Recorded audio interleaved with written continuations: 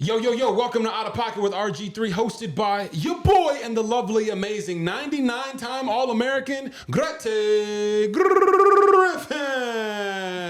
That's right, people. We love you guys, and we appreciate the love you show us. So make sure you like and subscribe to our YouTube channel. Go find us on Spotify and Apple Podcasts. Leave a review, like, and follow as well. We're going to get right to the business because, ooh, we got a firecracker today.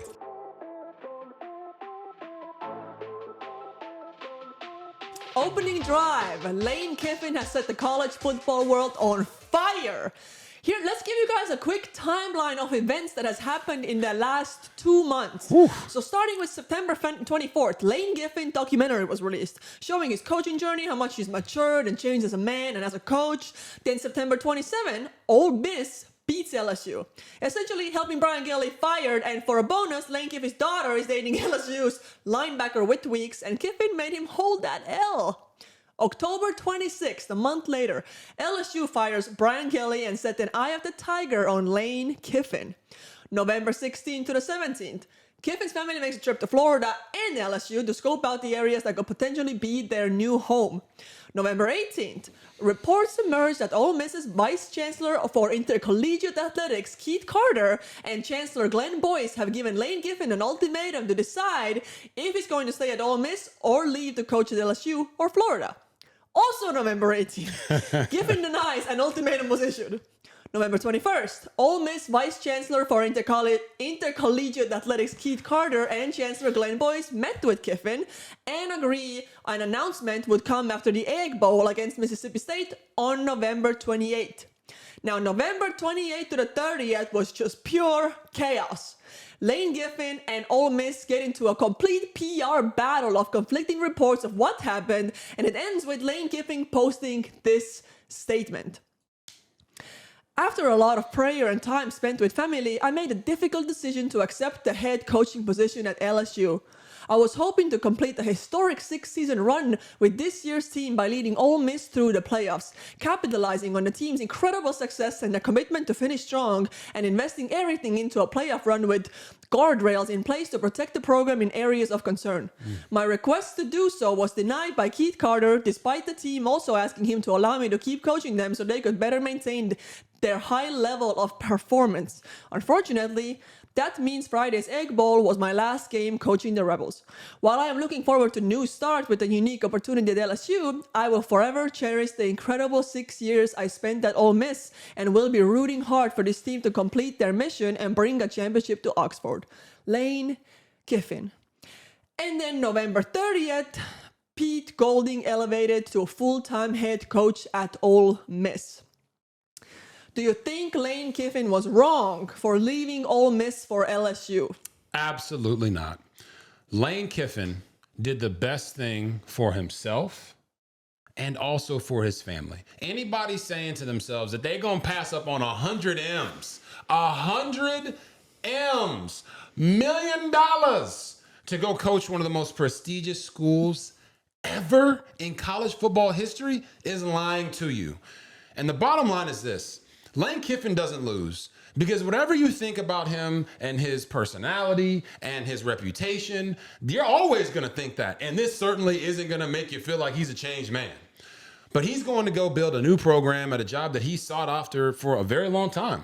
My sources tell me that Lane Kiffin wanted the LSU job since he was at Florida Atlantic. Years ago, he's always had his eyes on this job. Well, Ole Miss isn't losing because, well, they just named Pete Golding the new head coach, permanent head coach, so they'll keep their defense. They'll keep the majority of their defensive recruiting class. And now they just got to figure out the offensive side of it. So who is the real loser in this situation? The real loser are the players. The players are the ones that are being hurt. They're on their way to the college football playoff, 11-win team. And they don't have their head coach, the guy who truly was the lifeblood of their program. So when we talk about these things, with Lane Kiffin taking this and doing that, we're not even talking about how it's going to impact those young men who were not just relying on Lane Kiffin, but they were also relying on the leadership at Ole Miss to do what's right for this year because they're not going to get this opportunity back. And the team will not be the same next season. So that, to me, is the thing that is missing here. Lane Kiffin did what was right for him and his family. But right now, because of the tit and the tap between him and Ole Miss, the players are the ones that are losing out. How do you feel about when Lane Kiffin now gives his entire staff an ultimatum and says pretty much, if you are not on the plane with me today, you are not going to be part of my coaching staff? Yeah, I mean, it looks bad. I'm not going to lie to you. It looks bad, but it's business. Business is very cutthroat. Yeah. And him giving them an ultimatum, he's just letting them know, hey, draw a line in the sand. I'm going to LSU. Are you coming with me or are you not? And for Pete Golding, they offered him an opportunity to be a head coach. You know how hard it is to be a head coach in the SEC? How hard it is to get those jobs? Yeah. So I don't blame Pete Golding. I also don't blame any of the staff that went with Lane Kiffin. But this is the thing that your question brings up for me. We have to get rid of this idea that college football isn't a business. It's a business. Yeah, it is. I get it. Coaches are going to do what is in the best interest of them. Just like players. But for some odd reason, we seem to always persecute the players when they go in the transfer portal and we say to them, hey, why are you doing this? Why are you taking more money to go there? Why don't you have any loyalty or have any respect to the traditions of this school and that school? Well, how can we expect the kids to do it when the adults in the room aren't doing it? Coaches can go anywhere they want to at any time. They're leaving before the season is over. So how can you vilify a young man for leaving before the season is over and going into the transfer portal? Coaches are hitting the coaching transfer portal all the time. Yeah. John Sumrall, he's going to be the new head coach at Florida. He's coaching Tulane through their conference championship and maybe their college football playoff berth. Eric Morris at North Texas, he's the new head coach at Oklahoma State. He's coaching North Texas through their conference championship and potential college football playoff. I'm not saying those things to say that Lane Kiffin should have been allowed to coach. What I'm saying is, if the adults in the room aren't going to do it the right way and stay committed through the season, you can't expect the children, the players, to do the same. Now, that brings up this point. Should Ole Miss have allowed Lane Kiffin to coach through the college football playoff? When it comes to boots, you can tell the difference between shoes built for a season and quality shoes built for life. I'll be honest, I've had plenty of pairs that look good for about a month before falling apart. But with Helm boots, you feel the difference the second you pull them on. These are crafted from full-grain leather and premium materials that only get better with age. Every pair is designed to last and made to move with you from the weekday grind to a night out. These aren't just boots, they're an investment piece. The kind you'll still be wearing years from now. And Helm stands behind their work, a 3-year craftsmanship guarantee, plus a 100-day worn-in return policy. Yeah, you can wear them, break them in, live life in them, and still send them back if they're not right. That's confidence you can respect. So, if you're ready to stop buying new boots every year, check out Helm Boots, craftsmanship you can trust. We've teamed up with the Helm Boots to bring you an early holiday offer. Head to helmboots.com and use code RG3 for 30% off your first pair. Invest in yourself with quality boots built to last. That's helmboots.com, code RG3 for 30% off your first pair. I think thinking of the only, it's like a divorce, right? The only thing that matters is the kid. Yeah, I thought that's a good So point. I feel like in here, the higher ups should not be petty, and they should allow him to coach through the end of the season for the simple fact that it's about the guys that are playing and that this decision will most affect. So I do think he should have been allowed to coach through the end of the season. I also understand that he took a job with a rival school. Yep. And burned all the bridges. But I also feel like if you put all of that aside, he should have been allowed to coach till the end of the season, because you only should think about the players. Yeah, here's what I was gonna say. I'm gonna go ahead and let you know why you're wrong, and then it was gonna be an interesting night because it's a married couple. I would love for you to tell me where I'm wrong. No, it's not. You self-corrected it, because I agree. Lane Kiffin should have been allowed to coach through the remainder of the season. Okay. If the adults in the room were adults. If the adults in the room were adults, when they came to Lane Kiffin, they asked him, hey, do you want to take the LSU job? And he says to them, yes, I want to go be the head coach at LSU, but I want to finish this out with you guys. Everyone would understand. Do you think that didn't happen? I don't know what happened. I know all the reports out there. They gave him an ultimatum. He gave them an ultimatum. He gave the coaches an ultimatum. They gave the players, and the players wanted him to stay, and then they didn't let him stay. What I'm saying is, you only get so many opportunities to play for a national championship. Of course. Right? So with those opportunities, you have to maximize them. And I think it was the job of both Lane Kiffin and the leadership at Ole Miss to say, I'm pissed off that you are leaving to go coach at LSU. We feel slighted by that. The public is going to be on our side when they see that you have gone and decided to be the coach at a rival school. I think at that point, cooler heads should have prevailed, and the kids should have been the main story, and they should have allowed Lane Kiffin to coach through the remainder of the season for the children. Now, with the way that it played out and all the messiness in the PR battle, that was never going to be possible. Yeah. I don't think it ever should have got to that point. And here is the main reason why. A lot of times when you're going through something in life, a disagreement, or why didn't this happen? Why didn't that happen? You always want to make sure you're prepared. Right? For sure. Prepared for whatever is to come. So when your number is called, you can go execute. Right. Hey, I haven't got an opportunity to give this presentation at work. They're always giving it to Chandala. Okay. Chandala. So now Chandala isn't getting the opportunity because Chandala calls out sick.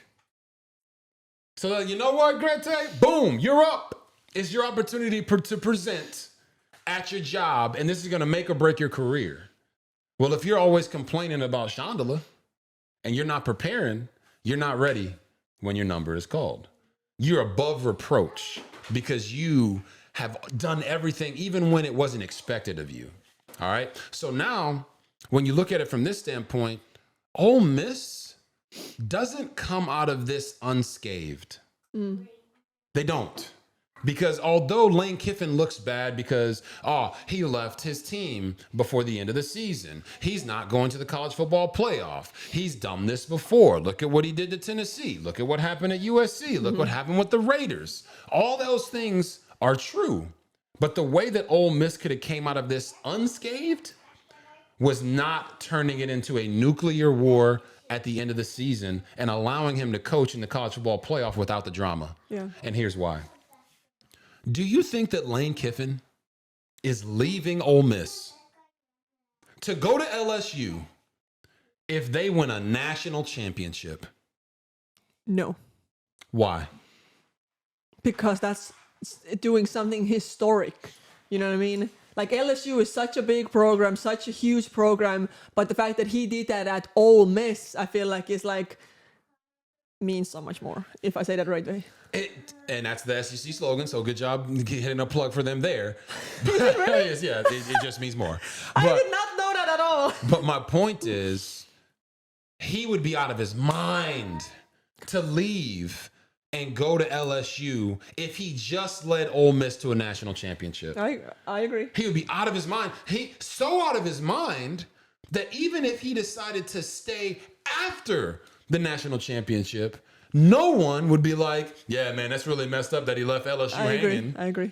So not only do you look at it from a standpoint of, let's take care of the kids. Let's take care of the student athletes. Let's not have this divorce and put the kids in a bad spot.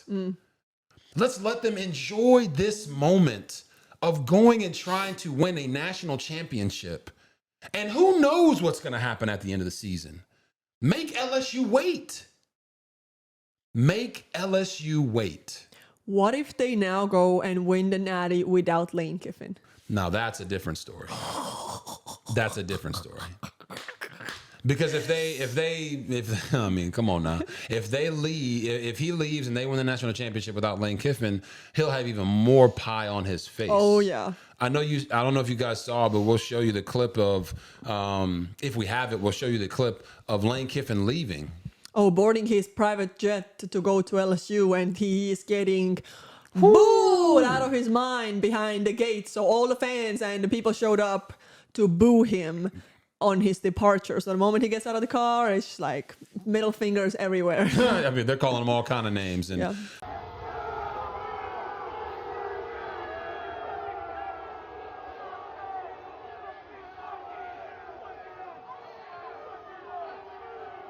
Which leads me to the name that he was called. oh, yeah.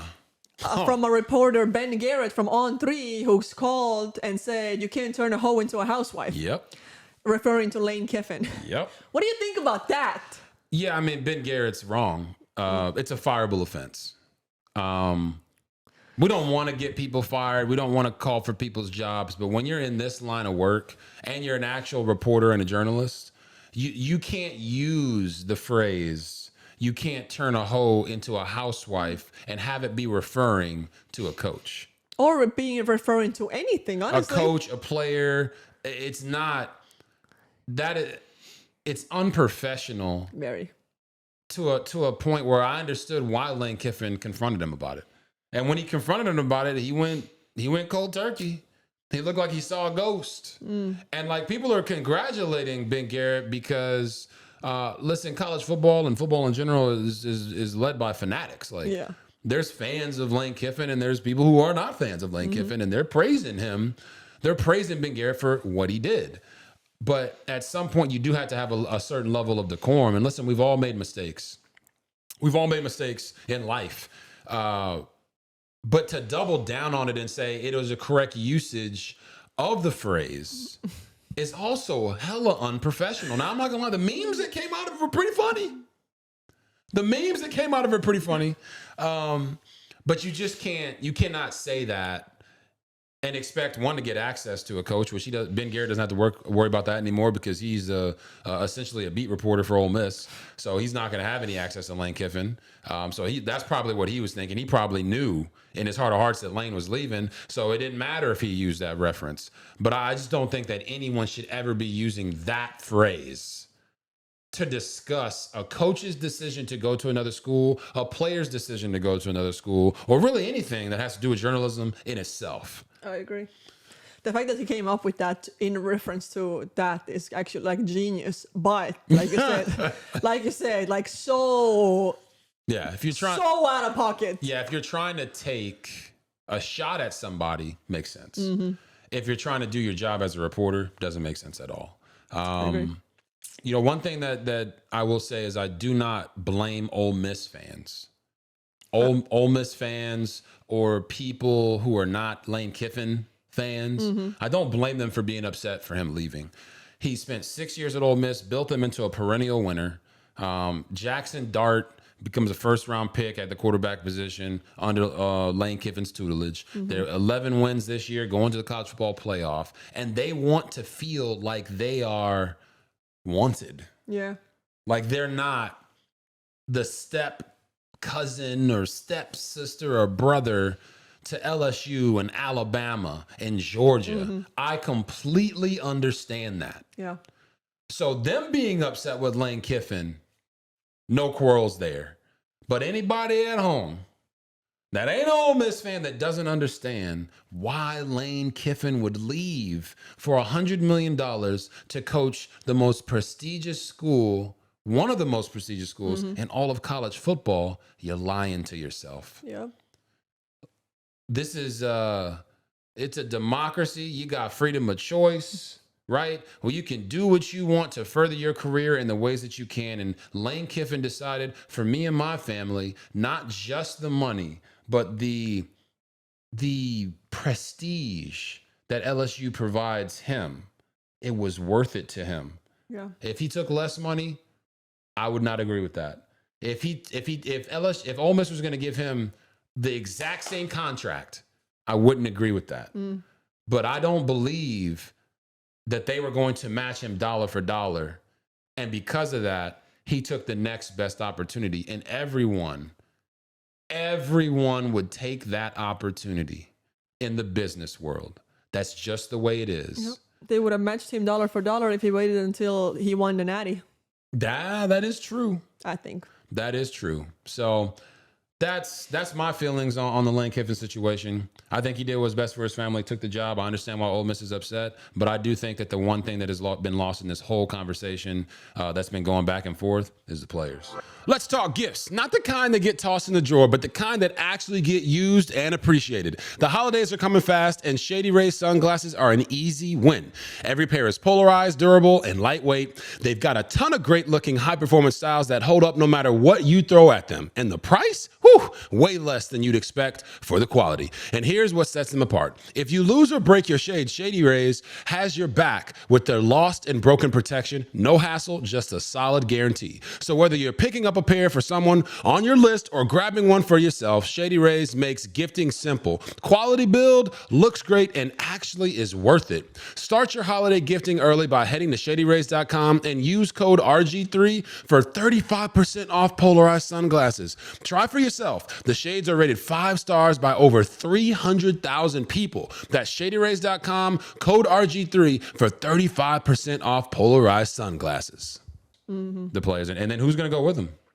He's got a lot of talented offensive players at Ole Miss. And if we're being quite frank, a lot of those players probably wanted to go to LSU. And that's exactly why Lane Kiffin left. So, we can. That's true. It's a crazy world. I just think we got to stop vilifying players for doing what coaches have been doing forever. I agree. And then also, before we get off this topic, we got to stop acting like coaches just coach because they love to coach and they do it for free. No. $100 million? John Summerall, if he just loved coaching and he just was the most loyal guy of all time, he'd stay in Tulane. That's true. He wouldn't go to Florida to make $7.5 million. So we have to stop this notion or this feeling that, they're just doing it because they love to coach young men. Some coaches do, but they wouldn't do it for free. Facts. Some coaches like coaching and molding young men to become better men more than others. Yep. I don't disagree with that.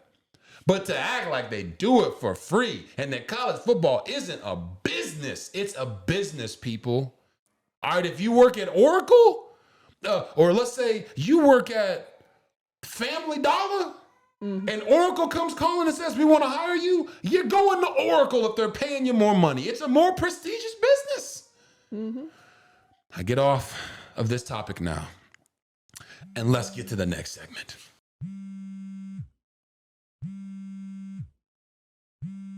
Viral spiral number 1. The Texas Longhorns and SEC fans are banging the drum for them to get into the college football playoffs with 3 losses because they just upset Texas A&M Aggies on rivalry week. An Aggie team that many believed was the best team in the country. Should Texas get into the playoffs with 3 losses? No. Do you think that the committee is punishing Texas for playing Ohio State? No, I think the committee and all fans with a brain are judging Texas because they lost to Ohio State. Yes. Okay, they lost 3 games. Look at me. Look at me. I'm the captain now. Texas fans, I understand it. You want the Longhorns to be in the college football playoff. I love Sark. I've always been a supporter of Arch Manning. But the bottom line is you lost 3 games. It doesn't matter if you beat Texas A&M and people thought they were the best team in the country. What matters is you lost to Ohio State. You lost to Florida and you lost to Georgia. Florida has 3 wins. Okay? So listen, you want the biggest brands to be in the college football playoff? Yes, Texas is the biggest brand. But they didn't earn it this year. No. You have 3 losses. They're not punishing you because you scheduled Ohio State. They're punishing you because you lost to Ohio State. And no 3-loss team should get into the college football playoff. There are 15 teams in the country from the Power 4 conferences right now that have 0 to 2 losses. That's more than enough teams to fill a 12-team bracket. If you have 3 losses, sorry about it. You gotta go. Sorry, not sorry. Paul Feinbaum. Woo! Paul Feinbaum said that Texas belongs in the CFP and they should not be penalized for doing the right thing. The right thing? Is the right thing losing? No. I get it. They're saying, hey, They're scheduling Ohio State, and they're taking on the big tough challenges early in the season. That's great. Win. And if you don't win that game, you can't lose to Florida. You can't have 3 losses and then say it would be a crime against humanity. It would be a disservice to the college football playoff and college football if Texas isn't in the college football playoff. You can't say that. You lost 3 games.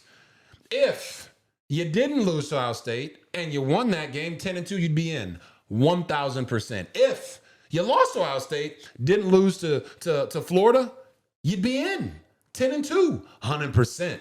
But you did. You can't play favorites like that. Like, I understand it's Texas and they're saying, oh, Texas has to be in. No, they don't. Like you said, love Sark. I have a great relationship with Sark's wife. Like, love their family. Yep. But this is just about college football, okay? Florida State was left out with 0 losses.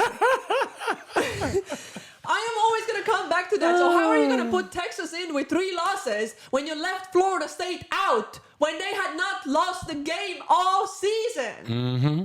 Like, that's all I need to know. No, they should not be in the college football playoff because you didn't even put the team that didn't lose any games into the college football playoff because the SEC bias and whatever else you want to call is so big that you are willing to leave out teams that have won every single game of the season.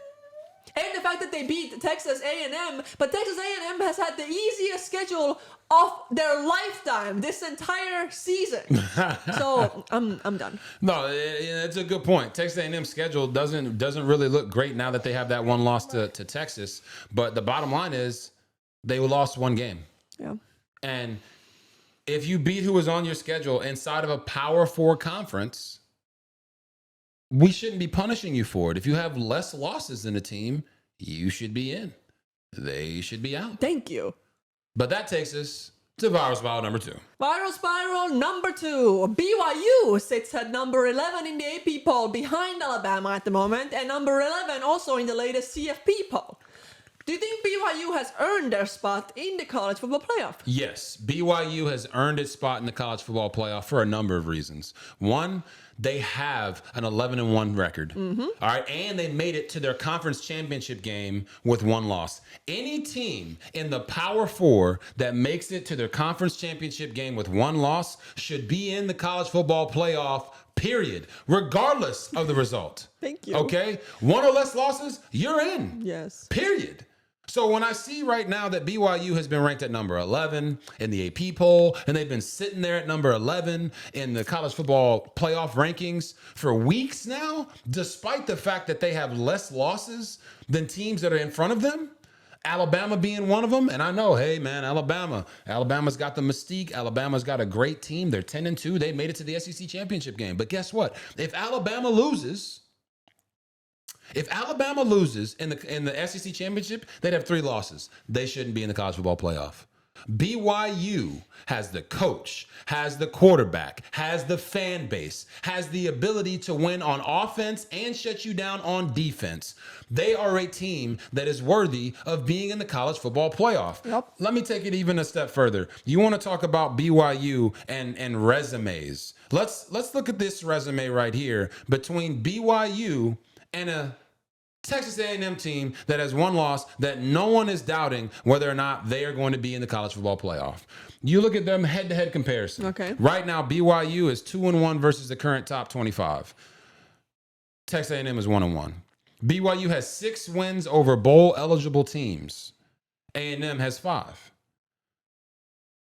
BYU's best win, number 12, Utah.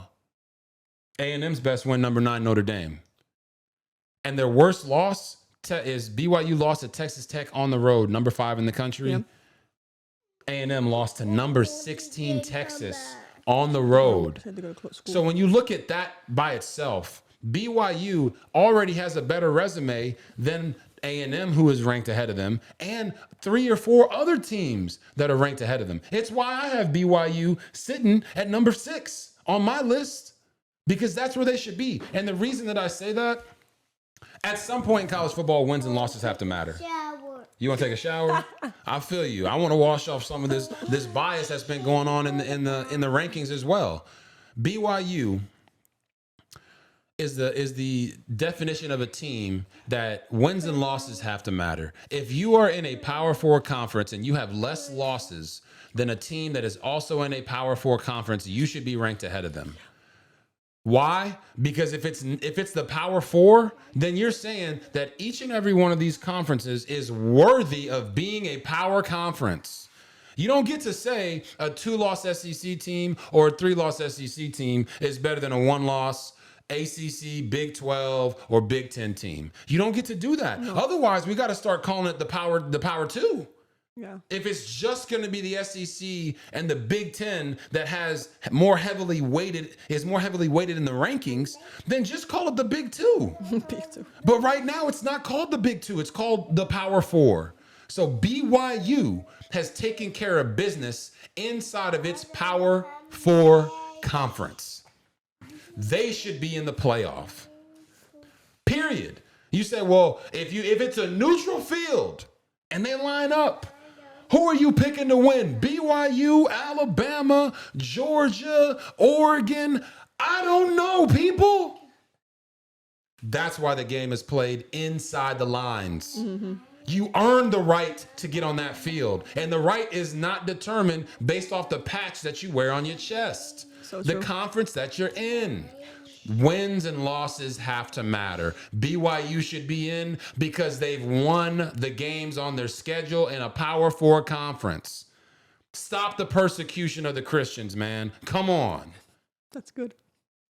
To me, and that's just my personal opinion, so many decisions are made, like you said, they should be made while you're inside the lines, but so many decisions are made outside the lines. To me, Alabama hasn't been the Alabama that it used to be for years now. Yeah. Oh, you agree? Okay, great. Yeah. I agree. But even though they're 10-2, like they're great, right? But I still feel like Alabama hasn't been Alabama, and there's so many smaller schools that are stepping up, like BYU. I don't even know if it's a smaller school or whatever, but BYU, Vanderbilt, we got basketball schools now becoming football schools. So but no one's taking them seriously for some reason. So now you can go undefeated. You can only have one loss, and they're still like, oh, okay, but Alabama, but Texas. And we're like, well, did they play better? Did they have a better record? No, they didn't. So you got to give the other school a chance. But some reason they don't, because they want to just stick to the same exact schools every single year. And no matter how anybody else plays, they're like, oh, yeah, but. And I hate that. I don't like that at all. Yeah. Like we talked about today. I think it's so stupid. The ACC championship is going to be played between Duke and Virginia. And I understand. Duke, what you say? Duke has 5 losses? Duke is 7-5. Duke is 7-5. They have lost 5 games. Miami has only lost 2 games. But Miami will not be playing in the conference championship. Yeah. Because Duke lost less conference games. Make that make sense. Like, I get it, but now you have a team that's 7-5 versus 10-2, and the 10-2 team won't be in the championship. Yeah, and you might as well turn this into Virus Spiral 3, because at the end of the day, you talk about Duke being 7-5. They actually have the same amount of conference losses, but based off the tie break, they end up going to the ACC championship over Miami. What's the tiebreak? There's a 4 or 5 team tie between Virginia, Duke, Miami, Pitt. And they had all these different teams that all had 2 losses. And whenever the metrics were all done, Duke was the one that won out, despite having a 7-5 record. So I'm saying that Miami is a team that a lot of people are complaining thinks it should be in the college football playoff over Notre Dame. Right now, based off the rankings, Notre Dame would be in the college football playoff. Mm-hmm. But who beat Notre Dame?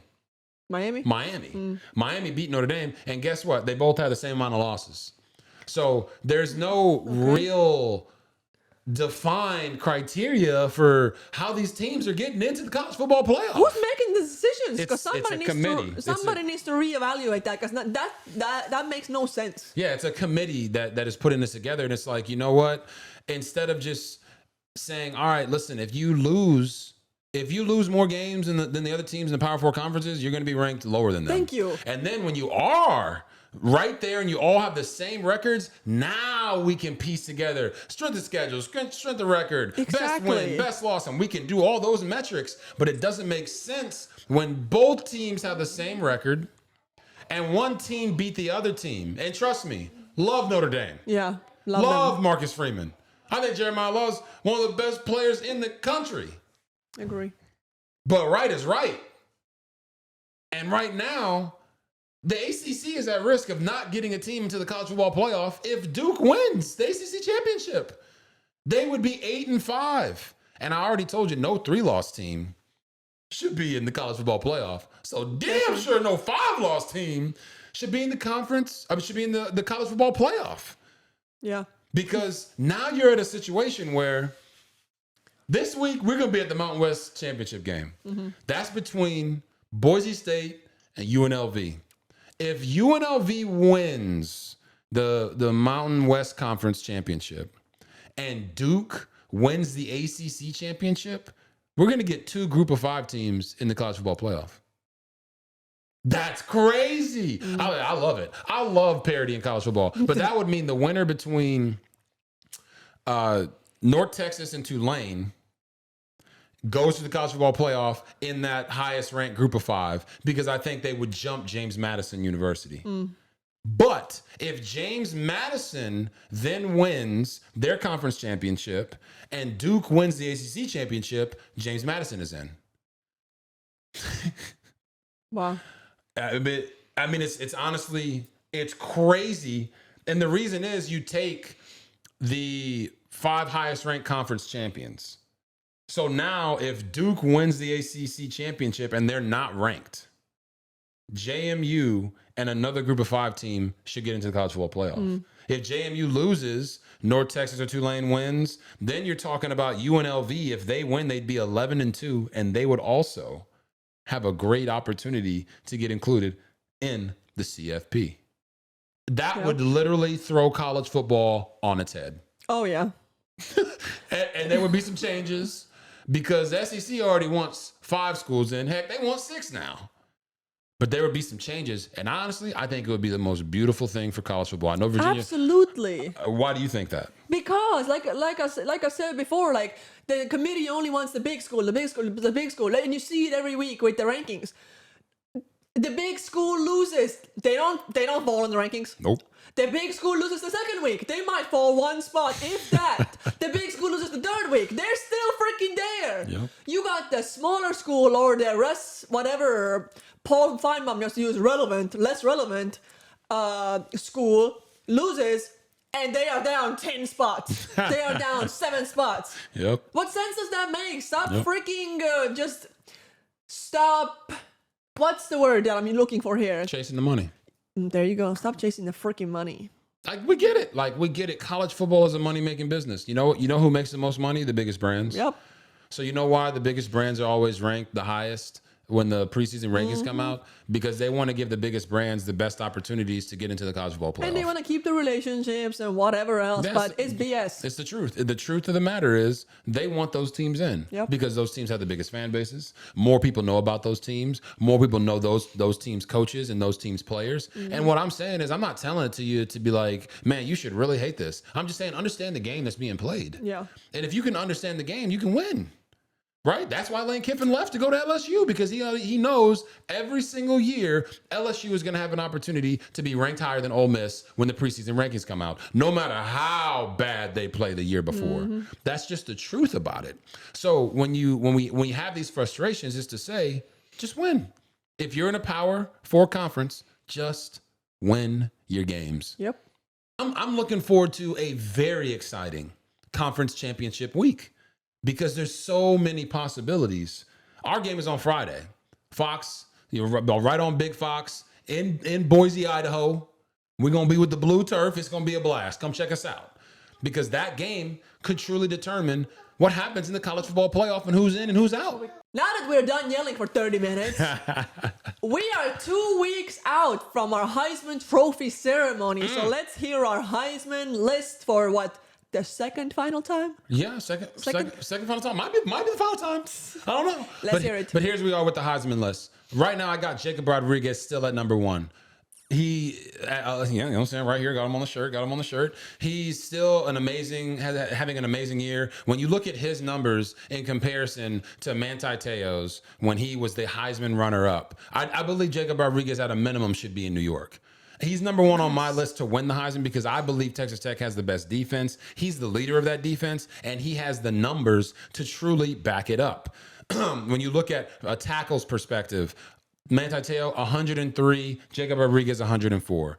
He's got 5.5 more tackles for loss. He's got a half less sack, 3 less interceptions, but 7 more forced fumbles, 2 more fumble recoveries, and 3 total touchdowns where Manti Te'o had 0. That's why Jacob Rodriguez is number 1 on my list. And at number 2, I've got Jeremiah Love, the running back from Notre Dame. Again, they're not going to be playing this week, but Notre Dame and the way that they finished the season was entirely off of his back and his legs. He's the best running back in the country, and I think he also has earned that right to go to New York. At number 3, I've got Fernando Mendoza. He is leading what, in my opinion, is the best team in the country in Indiana. They're obviously going to be playing against Ohio State in the Big Ten Championship. And I think that game is going to allow number 3 on my list and number 5 on my list, Julian Sayin, to truly determine who could potentially walk out of championship weekend with the Heisman Trophy. I skipped 4 because I've got Kawan Lacey, the running back from Ole Miss, at number 4. I believe he has had a season that is worthy of him going to New York. But because Ole Miss is not playing this weekend, and because Notre Dame is not playing this weekend, I do not believe that Jeremiah Love or Kawan Lacey will win the Heisman Trophy. So I believe the Heisman Trophy is up for grabs right now, this upcoming weekend, between Jacob Rodriguez, Fernando Mendoza, and Julian Sayin. You know, the way that we finished that season down the stretch, the way we dominated those teams was a big reason why we at Baylor won the Heisman, and the fact that Trent Richardson, Tyrann Mathieu, Andrew Luck, and Monty Ball didn't finish their seasons as strongly as we did. So I totally understand people who have Diego Pavia on their list. What he's been able to do at Vanderbilt has been amazing. He said they basically run Tennessee now, and I don't think anyone can argue that for this season alone. And he has been a very exciting player and bringing the bravado to the table. But I believe those other guys are more worthy of being there. And I think the winner of the Heisman Trophy will be there on championship weekend because the way that those guys have played. They have an opportunity to take it or leave it, and we'll see who comes out on top. Yo, everybody. You know, we love to bring guests to the show every now and then, and I couldn't be more honored to have the man, the myth, the legend, Fox Sports analyst and college football aficionado, Joel Klatt himself. Welcome to the show, brother. What's going on, man? How are you? I'm doing great. I don't know if the college football world is doing so great right now. I know you know news of having Lane Kiffin take the job at LSU and leave an Ole Miss team that is in the college football playoff, 11 wins, leaving all of that behind that he built. Do you think that Lane Kiffin was wrong for taking the LSU job? It's such a deep question because, you know, I don't want to tell another man like, hey, man, you can't make that, you know, you can't do that for your family or anything. So I don't want to begrudge anybody their decisions, but I do know that decisions in general have consequences. And these decisions and this decisions in particular that he's made has massive consequences. And I will say, like, this was a selfish decision.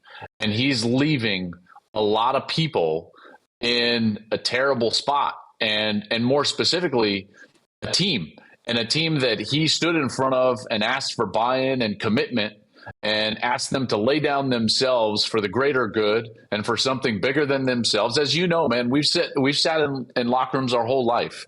And that's what coaches ask us to do is, you know, leave our last name at the door and play for the name on the front of the jersey or the logo on the helmet. And Lane made a decision that was different than that. And so it's unfortunate. And at the same time, if he wants to do that for his family, you know, that's kind of where we're at in college football because we operate in such a broken calendar. I don't think that that's an excuse. I do think that this diminishes his credibility. But Robert, like, how do you go and stand in front of another team and get them to buy in after making this decision? If I'm an opposing coach in the SEC or around the country, the first thing that I'm going to say, if I'm recruiting against Lane Kiffin, is I'm going to say, why would you commit to him? if you don't know if he's committed to you.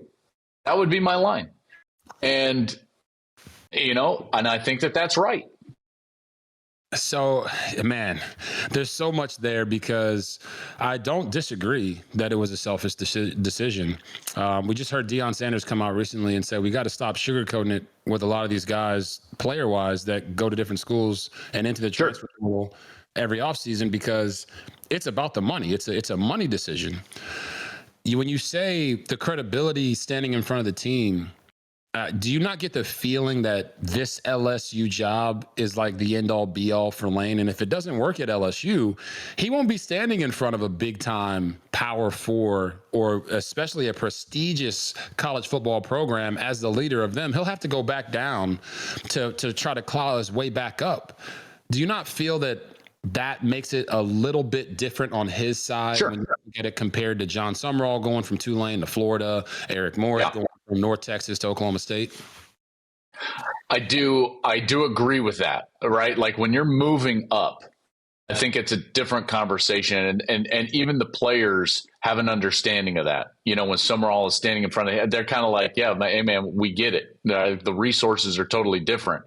Now, I would make the argument that in today's college football, Ole Miss, at least for right now, is better than LSU. Now, I'm not saying that in general, but you know what I'm talking about in terms of it standing right now, the alignment with their administration, with the entire university.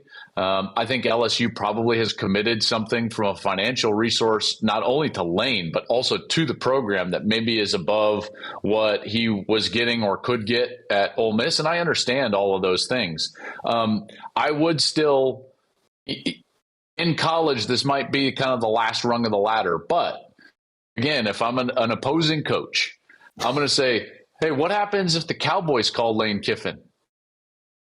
I mean, he's probably going. He's probably going to go. So I think it's a tough scenario. I don't buy that he has to make this move to win a national championship. Like that excuse to me rings hollow because of the new nature of college football. Look at what Joey McGuire is building at Texas Tech with the resources they have. Look at what Kurt Cignetti is building at Indiana. Look at what Lane built at Ole Miss. So I think the proof is actually what he's done at Ole Miss. And if he really wants a chance to compete for a national title, he has it right in front of him with this team. Yeah. So, that's where, and yes, players are making selfish decisions as well, and they're about the money, but players don't leave now.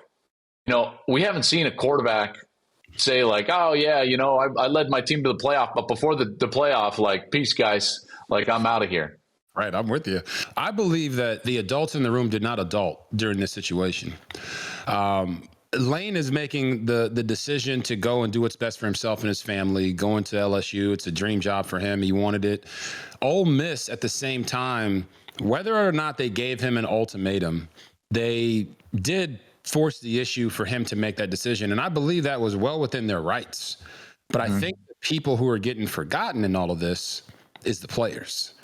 The issue was forced so quickly here near the end of the season. Both sides, in my opinion, come out looking like they don't truly care about the players. Yeah, so I think it's a question of time. The players' view of time and their value of time right now is like looking through a straw. They only care about this moment, right? This is their moment right now. And you experienced that winning the Heisman Trophy. Like that was your moment, like, and it is finite and it is small. It is narrow for a player. The people at Ole Miss, yes, they're trying to look out for the program in its entirety for a future where they don't want a guy leading the program that's not looking after the program through roster building, time frame, for the future of the program. Lane's looking out for his future. So their scope of vision and time is much more broad than the players. So the players are absolutely being forgotten because the objective of focus by the adults is very different than the objective of the focus of what the players have right now. No, you're 100% right. And you're saying it, and I'll say it. There's no way Ole Miss is a better football team going into the college football playoff without Lane Kiffin. No way. That's just no way. He's the play caller. I mean, he's the one that, honestly, he was the lifeblood of that program. Do you think Pete Golding getting the head coaching job tables any conversation about them not getting into the college football playoff because they don't have their head coach? Yeah. I hope so. And I thought it was interesting what Yurchek said last week, that we will have not seen them play without Lane, which is different than the Jordan Travis argument, because even though Florida State was undefeated, I'm talking about 2 years ago, if everyone remembers, when Florida State was left out as an undefeated, and they had data points or games that they got to watch Florida State play without Jordan Travis before making their decision. And they made the determination that without Jordan Travis, that Florida State team, even though they were undefeated, was not one of the 4 best. And they won't have that opportunity with this Ole Miss team, which I think is convenient for them. But those players have earned their way into this playoff. So I think it does table that conversation. And now we're going to get into the politicking section of college football, where all the teams are arguing for their spot in the committee room. No doubt about it. And that takes me to the next question of the situation with the Texas Longhorns. Coming off of a huge victory against Texas A&M, rivalry game. Texas A&M, to a lot of people, was the number 1 team in the country.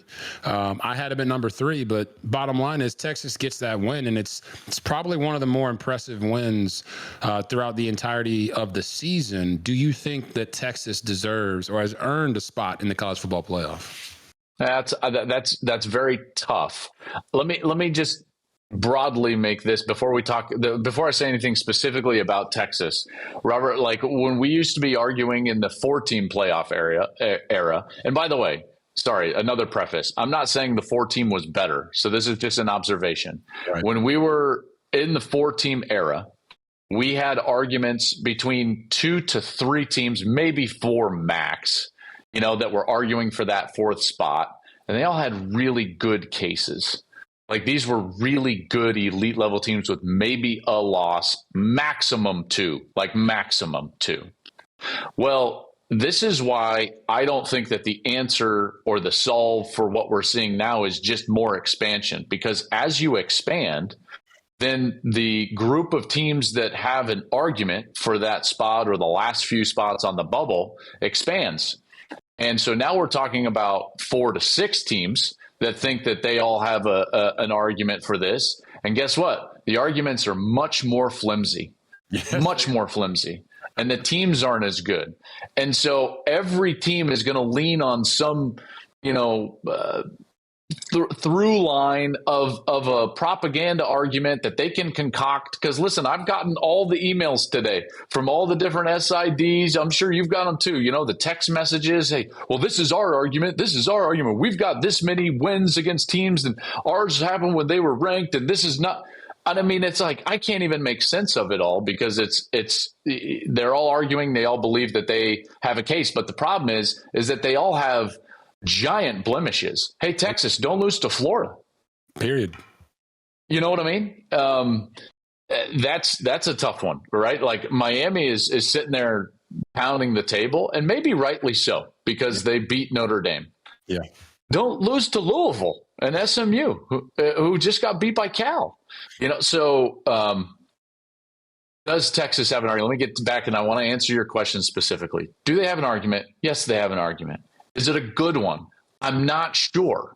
I'm not sure, because you look at what they've done, their losses versus what Oklahoma has done, and their wins. And even though they've got the head-to-head, they've got 1 fewer loss. Are you arguing just against Oklahoma? Do you also have to incorporate Notre Dame? Notre Dame also has the loss to A&M. This is what I'm talking about. It just gets so messy and murky. Yeah. I will say this. Notre Dame's the only one of those teams on the bubble that I would be looking at, that I would actually lay money on to get to the semifinal or the final. The other teams are going to lose in the first couple of rounds. OU is going to lose. Bama, if they get in, they're going to lose. They're flawed. Texas is going to lose. Notre Dame is more legitimate. And I think that's why they've got this spot, is because the committees charge to just include the 12 best teams. And I think that they rightly believe that Notre Dame is one of those. I mean, it's really solid points, because that brings us now to the conversation around BYU. BYU sitting there at 11-1. They've been on the outside looking in at that 11 spot in both the AP poll and the college football playoff poll. Do you think BYU has done enough to earn a spot, whether they win the Big 12 championship or don't in the college football playoff? You know, one of the reasons why I don't, and this is to my detriment, so let me put my hand up and say, like, I'm guilty of this, is that I don't generally include them in this conversation or this argument. And the reason is because I think that if they lose Saturday in the Big 12 championship game, they won't be in the argument. And if they win, they're in automatically. So to me, they control their own fate in that regard. Now, if you want to have the discussion like, well, should they be in the argument if they were to lose a second time to Texas Tech? Well, you know, that becomes a little bit more of a question and a debate. I will tell you this. I wouldn't want to play BYU. Either. I saw, you know, I've seen, you've called, is it 3 or 4 BYU games? 3 BYU games, and that running back, that running back is no joke. Dude, and you pointed it out so well in the game against Cincinnati. I was watching you and Jason call that game, and you guys did an outstanding job. And LJ was a beast in that game. And they were just owning the line of scrimmage, man. And I was like, dang, like, I don't want to tackle him. Very similar to Notre Dame. It's like, I don't want to play Notre Dame in the playoff because they're going to beat you up. They can run the ball. You're going to see Jeremiah Love 20 times. You're going to see LJ Martin. He's going to touch the ball 20 times in the backfield and probably catch it another 6 out of the backfield. So you're going to have to tackle that man 26 to 30 times. It's like, good luck. No, I'm with you totally. And for me, I think BYU should be in whether they win or lose. Okay. I know automatically in if they win the Big 12 championship because they're highly ranked, and that definitely guarantees you feel like 2 Big 12 teams in the college football playoff. But everything that you just said, it's not just LJ Martin. It's the quarterback, Bear Bachmeier. They have the story, they have the fans, and they have the wins. Where do you stand on it being a Power 4 versus a Power 2? Because when you look at BYU at 11-1, I feel like any 11-1 team that's in the Power 4 that gets to their conference championship game should be in the college football playoff automatically, whether they win or lose in that conference title game. We shouldn't. Yeah, I think for that. What are your thoughts on that? Yeah, I totally agree. I think that the Big 12, unfortunately, gets placed at a tier under the SEC and the Big 10. Right. And it's probably, you know, to their detriment, even though they've got the Iowa State win over Iowa. There was a couple of other opportunities that they had, you know, to win some big games early. I do not think that the ACC is very good. I'll just tell you that straight up. Like so at most I would be arguing for like a Power 3. Now, all of this is cyclical. And, you know, we see great quarterback play in a certain conference. We saw it in the Big 12 last year, really good quarterback play, and we saw what they could do. Unfortunately, when we talk about Power 4 or Power 2, and this is just the reality of it, is that it's not about the quality of the football. It's about the power that the commissioners wield. And in college football, the power of the purse is the most relevant thing in terms of shaping the structure of the sport. And the reality is that the Big Ten and the SEC drive the monetary value of college football. And because of that, they call the shots. And you can like it, you can hate it, but that's the reality. So a model that was floated this summer had them at a different tier of an automatic qualifier. You know, they were talking about 4 teams each from the SEC and the Big Ten getting automatic berths. And they talked about 2 each for the ACC and the Big 12. I remember having conversations with Brett Yormark, and we talked at length about this. And Robert, he said, I can't just accept a diminished standing. And I totally understand that. And I said, absolutely, nor should you. But then here was my reply. I said, however, A bird in the hand is better than two in the bush. And if they're guaranteeing you two, that's probably better than always getting just one. And if you have a selection-based model with all the propaganda and all the money that gets thrown around in the other two conferences, you're at risk of being viewed as less. And I know that's a really long-winded non-answer, but that's kind of how I view it. No, I remember we had this conversation, at the seminar, and we talked about this. And I don't know if I have the right analogy, but it's like, when you're a player, we're both players. When you're hurt and you don't really know the extent to which you're hurt, you might play through it. I tore my ACL my sophomore year in college, and I'm on the sideline. They're like, "Hey, see if you can run, see if you can do this stuff." They checked, they did the ACL test, and they're like, "Hey, it's there." I'm like, "All right, great." They're like, "We think you just hyperextended it." I played the rest of the half, threw for 4 touchdowns, ran for 20 yards. When I scrambled, it felt like my knee wasn't there. But we go into halftime, we're up like 35-7 or 42-7, and I find out the next day that I tore my ACL, and I had played on a torn ACL. Now, if they had told me I tore my ACL, I probably wouldn't have played. But because I didn't know, I was oblivious to it and kept charging forward. When you don't know on paper that they're looking at you as diminished, you're going to go out and you're going to fight harder. Sure. And I think that's what the Big 12 and Brett Yormark were looking at. Like, hey, even if you're going to treat us this way, at least we have an argument. And we didn't set the table for ourselves that, yes, we're less than the SEC, less than the Big 10. I think that. And I totally agree with. I agreed with him when he said that. I get it. Yeah. I get it. My fear, though, is that if you just sit there and allow this to play out as a selection model and a beauty pageant in a committee room, you'll get what we've got right now, which is BYU at 11-1 outside looking in. No, I totally agree. It's not. It's going to be a crazy week. And last question I have for you is the fact that it's going to be a crazy week, and we have 7-5 Duke in the ACC championship game going against Virginia. Duke could literally set off a nuke to all of college football, because if they win 100%, they're not in the college football playoff. The ACC is not represented, and we might actually get 2 group of 5 teams in the playoff. It could be James Madison. It could be North Texas or Tulane, based on who wins that game. And if Madison loses, Duke wins, then you get North Texas or Tulane and potentially UNLV from the Mountain West Conference. We're excited to go call it, but where are you? I think that would be. I would love for Duke to win the ACC championship, just to see how. Just to see it. I'm with you. I actually went through on my show last week like a chaos theory of like, hey, if these 5 teams win, like this could just be wild. Well, one of them was Texas, and they ended up winning. So now we've kind of got that scenario playing out. But I hear you, and I will say this: it generally takes really wild things to happen in college football for us to actually change for the better.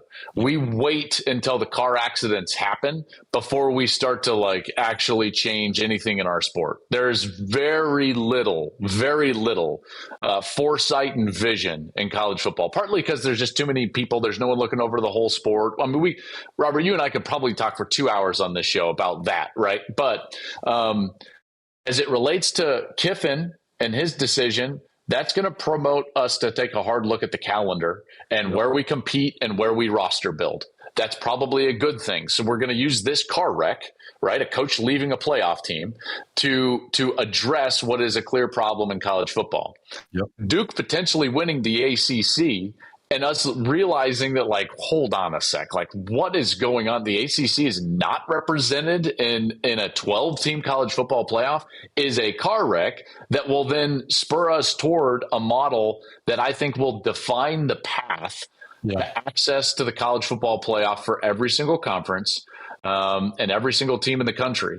And however that looks, teams will know, if we win these games in front of us, we get to go to the college football playoff, and the fan bases will know. And if those two things happened out of a crazy year like this, then I would count it a success. I would too. Joel, we appreciate you coming on the show, man. You can check out Joel. He's going to be calling the Big Ten championship game between Ohio State and Indiana. Before you go, I mean, what did you see from Ohio State and Julian Sand and Carnell Smith? Just talk about how impressive they are, and how do you think that Big Ten matchup goes? Well, I think those two teams are pretty clearly the two most complete teams in the country, and that's why they're ranked 1 and 2 right now. There's not a lot of weaknesses. They each play quality defense. They're each balanced on offense. They each have a quarterback that is in the Heisman Trophy running. And I actually really believe, I don't know where you stand on this, I really believe that the winner of this game, as long as they play well, should win the trophy. That's kind of where I stand on the Heisman between Mendoza and Julian. Here's what that game against Michigan for Ohio State, I think it's scary for everybody in the country. And the reason is that everybody else, maybe save for Indiana, maybe Oregon, maybe Texas Tech, right, they all have flaws. There's like a weakness somewhere, in their game. And you look up and Ohio State's got the best defense in America. They can rush the quarterback. They can stop the run. They can defend the pass. Now you've seen them have a Heisman level passing game and Julian Sand and these two elite wide receivers on the outside. And they can sit there and run the football 16 out of 20 plays on a 20-play drive and eat up 11 and a half minutes against Michigan on the road in the snow. And it's like, okay, like that is scary. I think we're trending toward, if they were to win this week, is it Ohio State against the field moving into the playoff? Yeah. That's kind of where they've put themselves, because no one has threatened them. And I think that's to their credit, more so than this narrative of they haven't faced any adversity. I believe, and I don't know where you would stand being a player, but as a player, your job is to not face adversity. Like, your job is to go and control the game, and right, they control the game better than anybody else. So if they haven't faced any adversity and no one has taken them out into deep water, isn't that to their credit? Yeah. That's always kind of how I view it. No, I totally agree with you. I think they're one of the most well-coached teams in all of college football, and they're situationally great. Third downs, red zone, defensively, they run so many different styles of defense. And the fronts. Yeah, Rob, the fronts that they change, like down in and down out, they're in bear defense, odd defense, even. Then they're an under, they're an over. They're bringing pressure, strong side, weak side, field, boundary. It's really tough for a quarterback. Patricia, their defensive coordinator, has been outstanding. Yeah, I'm completely fascinated with this matchup because I think it could be a little bit uncanny. So I'm excited for you and Gus getting to call that game. It's like it could be a really high scoring game because of the efficiency of the two offenses. It could also be a very low scoring game because of the defenses, and we'll see which one wins out. I don't see a blowout happening because I agree. These two teams, hope not. So evenly matched, and I couldn't be closer with you on as far as the outcome. If Mendoza and Sand truly take over the game one way or the other, I think the Heisman Trophy is up for grabs. So appreciate you coming on the show, Joel. You can check him out on his podcast as well, the Joel Klatt show, college football show. And you drop those episodes when? We in season, we are Monday, we are Wednesday and Thursday. So I appreciate you, man. You've done a heck of a job. It's been really fun to have you on our team here at Fox. And outstanding. Love listening to your show as well. So keep it up, dude.